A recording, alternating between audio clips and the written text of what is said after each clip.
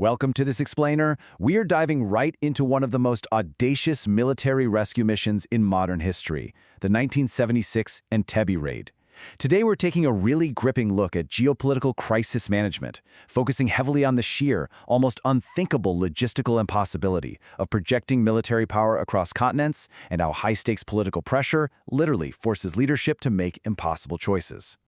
Here is our agenda for today. 1. The Entebbe trap. 2. Crisis management, political pressure. 3. Solving the logistical nightmare. 4. Executing Operation Thunderbolt. And 5. The geopolitical aftermath. Section 1. The Entebbe trap. The anatomy of a geopolitical crisis. Okay, picture this. June 27, 1976. Air France Flight 139 takes off normally from Tel Aviv. But this quickly turns into an international emergency that perfectly illustrates the escalating geographical isolation of a hostage crisis.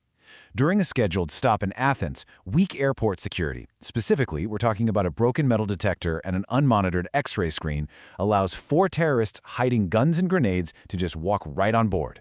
They take over the cockpit, force the plane to Benghazi, Libya for a quick refuel, and then fly it deep into Central Africa, finally touching down at Entebbe Airport in Uganda. Suddenly, these hostages are incredibly far from safety and dropped directly into the hostile territory of Uganda's highly unpredictable president, Idi Amin. So, the trap is officially set. The hijackers, who were a mix of Palestinian freedom fighters and German revolutionaries, issue their ultimatum. They demand $5 million and the release of 53 prisoners by July 1st, or they'll start killing hostages. Overnight, Israel is staring down a ticking clock and a profound geopolitical dilemma. Over at Entebbe, the hijackers actually separate the hostages, keeping the Israelis and Jewish passengers under armed guard in this old airport terminal, while eventually letting the others go. Section 2. Crisis Management, Political Pressure, the War Room Dilemma. You've got to imagine the intense political pressure building inside the Israeli cabinet right now. Families of the hostages are quite literally protesting in the streets, entering government buildings, and demanding immediate action. And what's fascinating here is the stark contrast between 2 opposing crisis management philosophies at the very top. On one side, Prime Minister Yitzhak Rabin is looking at the harsh reality of operating inside an enemy country. He believes they have to yield to the hijackers to save lives, because he's worried that Idi Amin's complicity could trigger a massive regional war. But on the other side, Defense Minister Shimon Peres is entirely opposed.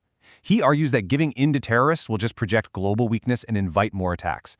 It is a classic, high-stakes standoff, diplomatic preservation versus military deterrence. But look, before anyone reaches for a weapon, Israel exhausts every single diplomatic channel they can think of to solve this without military escalation.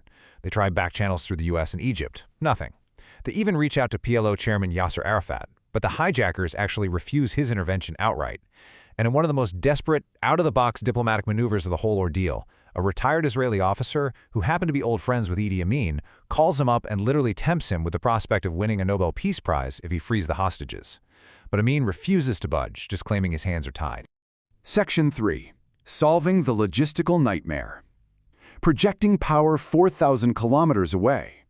With diplomacy hitting a total dead end, and that deadline closing in fast, the War Room had to evaluate the monumental logistical hurdle of a rescue mission with absolutely zero foreign support. Brigadier General Dan presented a few wild options. Sending naval commandos across Lake Victoria? Rejected. Dropping paratroopers? Rejected. A Trojan horse sneak-in via a civilian plane? Also rejected. Now, why throw all these out? Because while getting in was theoretically possible, surviving the exit was a completely different story. The Lake Victoria plan completely ignored the massive crocodiles in the water, and the other plans dangerously relied on Idi Amin actually letting them leave peacefully once the gunfire stopped, which was a variable they absolutely could not trust. To overcome a 4,000-kilometer logistical void, they had to get incredibly creative. They chose 4 C-130 Hercules aircraft because those things can handle a massive payload and slam down on a rough runway fast. To solve the glaring issue of fuel, they packed portable pumps to literally siphon fuel straight from Entebbe's tanks if they had to. Plus, they secretly secured permission from Kenya for an off-the-books refueling stop on the way home. But here is the real game changer. They managed to get their hands on the original architectural blueprints of the Entebbe terminal from Solel Bone, the Israeli construction firm that actually built it years ago. They knew every single corridor, every single door. And here we see a brilliant piece of tactical deception. Israel falsely agrees to the hijackers' demands. They essentially fake a peaceful surrender purely to buy their intelligence teams more time. It worked perfectly. Uganda officially thought they were negotiating, Idi Amin relaxed and started bragging to the media, and the hijackers pushed the deadline back to July 4th. That extra time was exactly the window Israeli forces needed to build a physical replica of the terminal and run practice drills. Section 4. Executing Operation Thunderbolt. Lightning speed and tactical deception.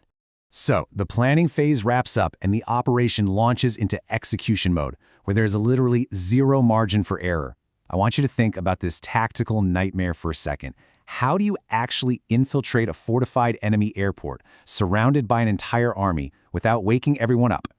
Their solution was a fake motorcade. They rolled a black Mercedes and accompanying Land Rovers straight out of the cargo planes onto the tarmac to perfectly mimic Idi Amin's personal convoy.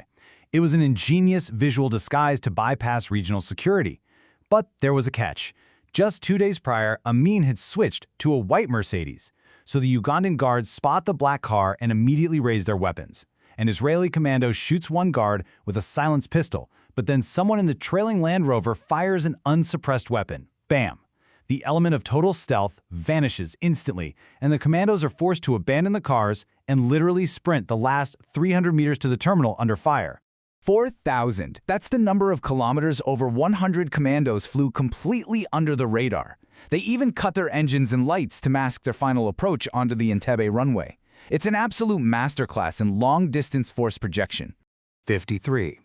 That is the total number of minutes Israeli forces actually spent on the ground. They relied on sheer, overwhelming speed to prevent a prolonged battle with the broader Ugandan military.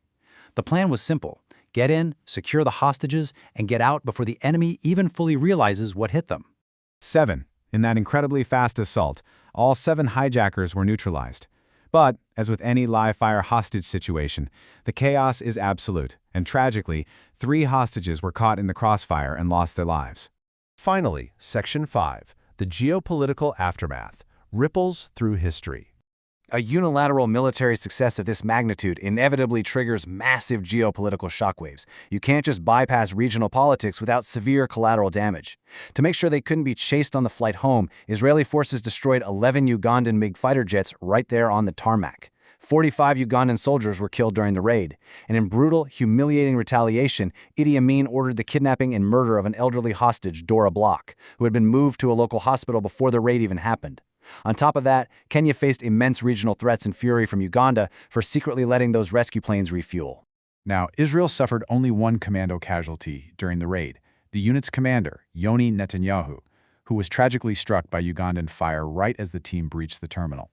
His death became this deeply unifying moment of national sympathy, officially cementing him as a national hero and the legacy of the raid itself. And this is where we see how a single crisis management operation can fundamentally reshape a nation's future. Yoni's martyrdom propelled the Netanyahu family into the very center of Israeli political consciousness, playing a massive historical role in his brother, Benjamin Netanyahu, eventually becoming prime minister. So, as we wrap up this explainer, I want you to consider how the legacy of Operation Thunderbolt really defines the absolute limits of international crisis intervention. It leaves us with a tough question.